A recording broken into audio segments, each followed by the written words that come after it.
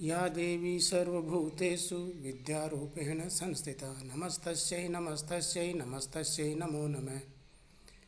सर्वेभ्यो नमो नमः। प्यारे छात्रों, जैसा कि आपको पता है हमारा रक्ताद्यर्थक प्रकरण चल रहा है, जो शास्त्री द्वितीय वर्ष के व्याकरण शास्त्र के प्रथम पत्र में निर्धारित है। आज हम 1208 नंबर के सूत्र से अध्ययन करेंगे।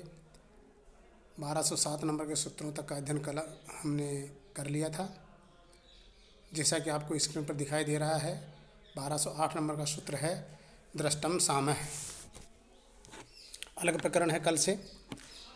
दृष्टम सामः देखिए, सूत्र की वृत्ति नहीं है, तेने वित्तेव लिखा हुआ है। वशिष्ठेन दृष्टम वासिष्ठम सामः, वशिष्ठेन दृष्टम वासिष्ठम सामः। देखिए ये सूत्र क्या कहता है।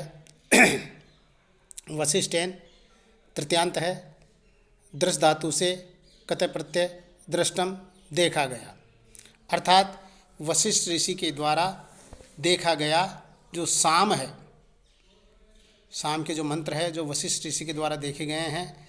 तो इस प्रकार से वासिष्ठेन दृष्टम लोकी विग्रह और वशिष्ठटा इति अलोकी विग्रह।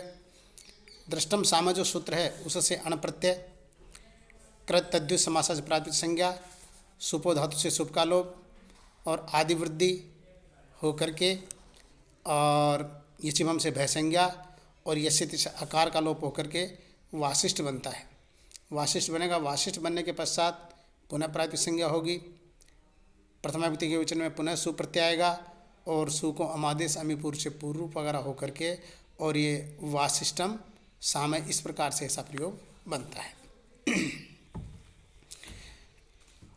नीचे एक इसी सूत्र में हमारे एक वार्तिक दी गई है। वार्तिक क्या लिखी है?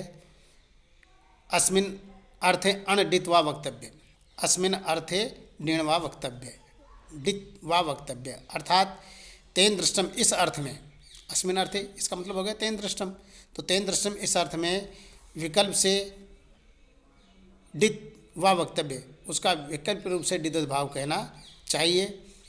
यदा डिदत भाव भविष्यति तदा टे सूत्र से टी संज्ञक जो भाग है उस भाग का लोप हो जाएगा।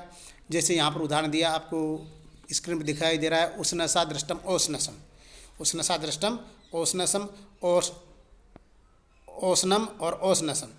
यहाँ पर देखिए उष्णस, उष्णस भी एक आचार्य है, शुक्राचार्य, शुक्राचार्य है, तो उनके द्वारा देखे जाने वाले जो मंत्र है वो कहे जाते हैं। तो उष्णसा दृष्टम लौकी विग्रह और उष्णष्टा अलोकी विग्रह। उसके पश्चात दृष्टम साम सूत्र से अण प्रत्यय और अण प्रत्यय और उसके पश्चात कृतद्वि समास प्राप्त संज्ञा सुपोधातु शुभ का लोप होकर के और आदि वृद्धि होकर के औस नस बनता है। औस नस बन जाएगा। औ से न से सु आएगा, सु को आदेश अमीपुर से पूर्व रूप और ओस न सम बनेगा। अस्मिन अर्थ एवं डितवा वक्तव्य, इस वार्तिक से जब ये प्रत्यय उस प्रत्यय को का डिदत भाव हो जाएगा तो टे सूत्र से जो टी संज्ञक अस है उस अस का लोप होकर के ओसन बन जाएगा।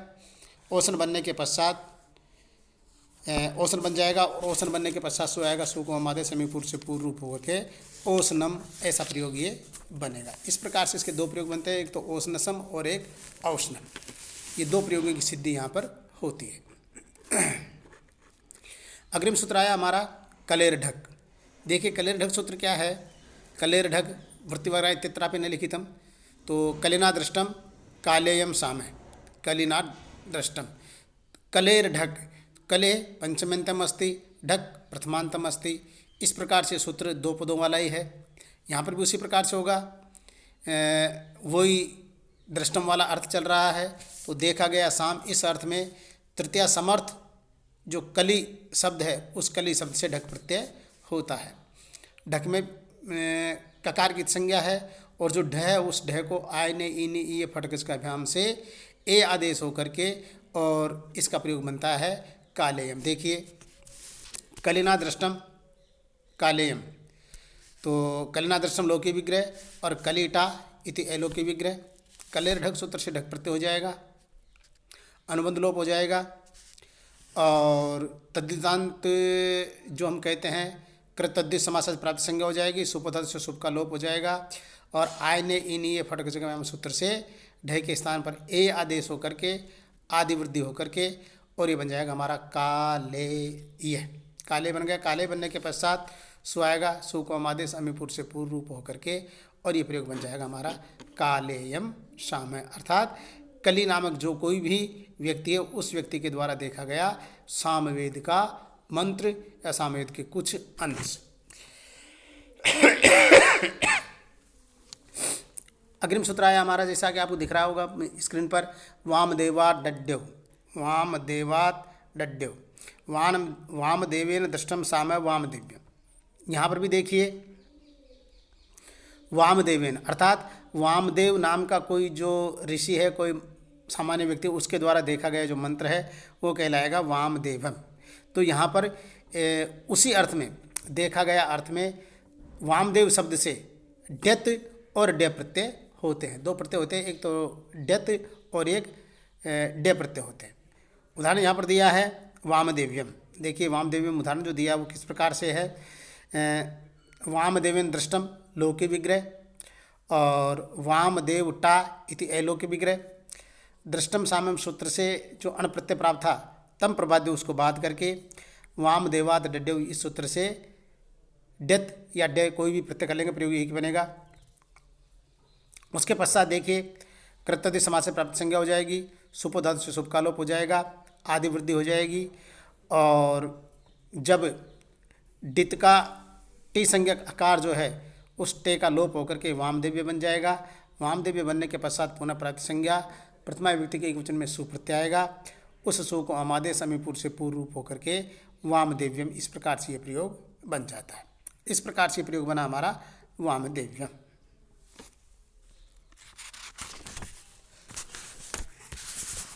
अग्रिम सूत्र देखिए, परिव्रतो रथ है, परिव्रतो रथ है। ये देखिए अभी तेन दृष्टम का जो प्रकरण था वह पूरा हो चुका है। अब तेन परिव्रतम का प्रकरण चल रहा है।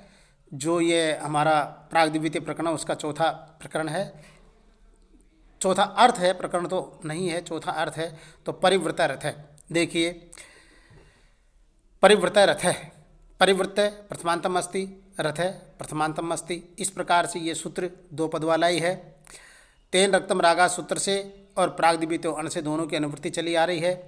अब यहाँ पर सूत्र का अर्थ होगा परिव्रत रथ है, अर्थात परिव्रत, परिव्रत परितः व्रत इति परिव्रत है, अर्थात चारों ओर से लिपटा हुआ, उससे परिव्रत अर्थात चारों ओर से लिपटा हुआ या चारों ओर से घिरा हुआ। इस अर्थ आगे रथ दिया है तो चारों ओर से घिरा हुआ रथ, इस अर्थ में तृतीयांत जो प्रातिपदिक शब्द है उससे अण प्रत्यय होता है।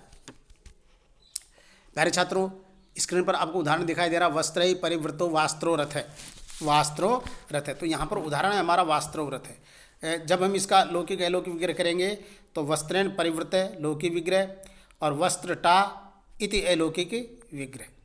परिवृतो रथ सूत्र से अण प्रत्यय हो जाएगा, अनुबंध लोप हो जाएगा, कृतद्धित समास से प्राप्त संज्ञा हो जाएगी, सुपो धातु से सुप का लोप होकर के और आदि वृद्धि होकर के यशम से भय संज्ञा और यशिति से आकार का लोप होकर के और सभी वर्णों को मिला करके ये बन जाएगा वास्त्र। वास्त्र बन गया। वास्त्र बनने के पश्चात पुनः प्रातिपदिक संज्ञा होकर के प्रथमा विभक्ति के वचन में सु प्रत्यय आएगा, उस सु का विसर्ग होकर के और ये बन जाएगा हमारा वास्त्र। वास्त्र बन गया। क्योंकि वास्त्र के आगे रथ है तो रथ पुल्लिंग है, इसलिए यहाँ पर भी वास्त्र है, रथ है। इस प्रकार से ये प्रयोग बनेगा। रथ किम, देखिए रथ किम ऐसा दिया है कि रथ ऐसा क्यों दिया है सूत्र में, तो ये वस्त्रेण परिवृत काय। इस उदाहरण में देखिए कि रथ शब्द का निवेश होने के कारण ही परिवृत रथ ही हो, अर्थात जिसके चारों ओर वस्त्र लिपटा हुआ वह रथ ही हो, कोई दूसरा न हो। इसीलिए यहाँ पर वस्त्रेण परिवृत काय, वस्त्रेण परिवृत काय अर्थात वस्त्र से लिपटा हुआ शरीर, इस अर्थ में। क्योंकि यहाँ पर शरीर है, रथ नहीं है, इसलिए रथ न होने के कारण यहाँ पर अण प्रत्यय नहीं होगा और वास्त्र काय ऐसा प्रयोग नहीं बनेगा। वस्त्रेण परिवृत काय ऐसा वैसा का वैसा प्रयोग रह जाएगा। फिर इसी सूत्र में हमारे नीचे दे रखा है समन्तात वेष्टित परिवर्तक उच्यते।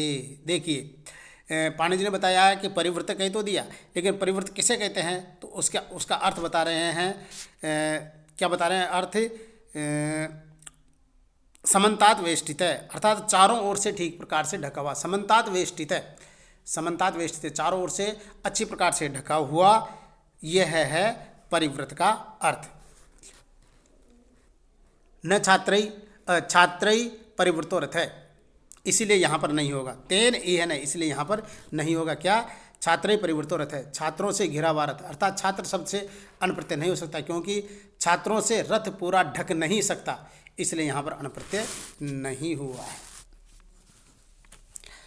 अग्रिम सूत्र आया प्यारे छात्रों, देखिए पांडु कमला दीनी, पांडु कमला दीनी, ये सूत्र ये क्या कह रहा है?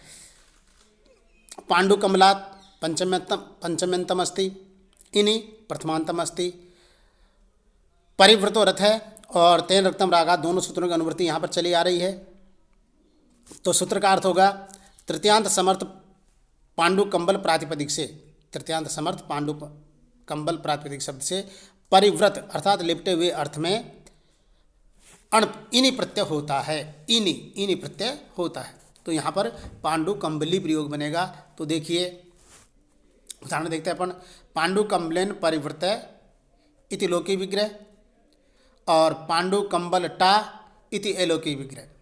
परिवृत और सूत्र से अनप्रत्यय प्राप्त होता है, तम प्रबाद्य उसको बाध करके पांडु कमलादिनी सूत्र से इणी प्रत्यय हो जाता है, अनुबंध लोप हो जाता है, कृत्य समास से प्रातिसंज्ञा हो जाती है, सुपो धातु से सुप का लोप होकर के और भयसंज्ञक आकार का लोप होकर के इन्नी उसमें जुड़ जाएगा। इन्हीं में से अनुबंध लोप करके इन बच जाता है, तो पांडु कमलिन बन जाता है। उसके पश्चात पुनः प्रातिसंज्ञा होकर के प्रथमा व्यक्ति के एक वचन में उपधा दीर्घ वगैरह होकर के और ये पांडु कम्बली प्रयोग बन जाता है। पांडु कंबली किसे कहते हैं, इसके संबंध में सूत्र के नीचे ही लिख रखा है, पांडु कंबल शब्दों राजा स्तरण वर्ण कंबलस्य वाचक है। पांडु कंबल शब्दों, पांडु कहते हैं पांडु रंग का, पांडु रंग होता है श्वेत सफ़ेद रंग का। तो श्वेत कंबल जो राजाओं का आस्तरण, राजाओं का जो बिछोना रहता है, उसके ऊपर राजाओं का जो आसन रहता है जिस पर राजा बैठते हैं, उस आसन के ऊपर बिछाया जाने वाला जो वस्त्र रहता है वह कहलाता है पांडु कंबल। इस प्रकार से राजास्त्र होने के कारण जो रथ के ऊपर राजा बैठते हैं उस रथ की महत्ता भी बढ़ जाती है, क्योंकि वो सामान्य रथ नहीं होता, राजा का रथ है, इसीलिए यहाँ पर वह विशेष रूप से प्रशंसा का वाचक रहता है।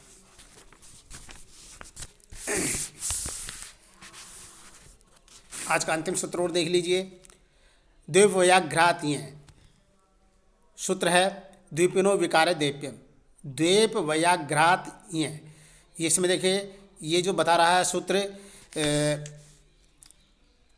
अलग अर्थ आ गया थोड़ा सा, द्वीपिनो विकारो द्वेप्यम, द्वीपिनो विकारो द्वेप्यम, तेन परिवृत द्वीपो रथ है, तेन परिवृत द्वीप। एक तो द्वीपम द्वीपी चीता, और चीते के किसी अंश से लिया गया, तो यहाँ पर देखा द्वीपिनो विकारो, तो चीते के चमड़े से आच्छादित रथ, तो यहाँ पर तेन परिवृतो रथ है। तो यहाँ पर द्वीपिन शब्द से तस्य विकार सूत्र अर्थ में, तस्य विकार अर्थ में प्राणी रजता दिव्य ए सूत्र से ए प्रत्यय, अनुबंध लोप आदि वृद्धि नस्त से टी संज्ञ इन भाग का लोप होकर के द्वीप शब्द बन जाता है। अब यहाँ पर द्वीपेन परिवृतो रथ है, इस अर्थ में ये तो लोकी विग्रह, और द्वीपटा इति अलोकी विग्रह, द्वीप व्ययघ्रात सूत्र से ऐ प्रत्यय, अनुबंध लोप कृतद्वि समास प्रातिसंज्ञा, सुपो धातु से सुप का लोप होकर के और भयसंज्ञक आकार का लोप होकर के द्वीप शब्द यहाँ पर बन जाता है। पुनः प्रातिसंज्ञा होकर के प्रथमा विभक्ति के बीच में सु आएगा, उस सु का विसर्ग होकर के द्वीप है, ऐसा प्रयोग यहाँ पर बन जाता है। इसी का दूसरा उदाहरण है वैयाघ्र, व्याघ्र, व्याघ्र के विकार से जो व्याघ्र का जो विकार रहता है, व्याघ्र का चमड़े आदि के द्वारा जो बना हुआ अस्त्र वह वैयाघ्र कहा जाता है। तो यहाँ पर देखिए व्याघ्र शब्द से तस्य विकार अर्थ में वही प्राणी रजता दिव्य सूत्र से ऐ प्रत्यय हो जाएगा। आदि वृद्धि प्राप्त होती है, लेकिन तम प्रबाद्य उसको बाध करके न यवाभ्याम पदांताभ्याम पूर्व तो ताभ्याम एच, ये जो सूत्र है इस सूत्र से एच का आगम हो जाएगा। यशति से भयसंज्ञा और आकार का लोप होकर के वैयाघ्र शब्द बन जाता है, वैयाग्र शब्द बन गया। वैयाग्र शब्द बनने के पश्चात देखे वैयाघ्रेण परिवृतो रथ है अस्मिन अर्थे, इस अर्थ में ये लौकिक विग्रह हुआ। और वैयाग्रह टा इति अलोकिक विग्रह। द्वीप व्यघ्रात यह सूत्र से ऐ प्रत्यय आएगा, अनुबंध लोप हो जाएगा, कृत समास से प्रातिसंज्ञा संज्ञा हो जाएगी, सुप धातु से सुप का लोप होकर के और भय संज्ञा के आकार का लोप होकर के वर्णों को मिला लेंगे, वैयाग्र बन जाएगा।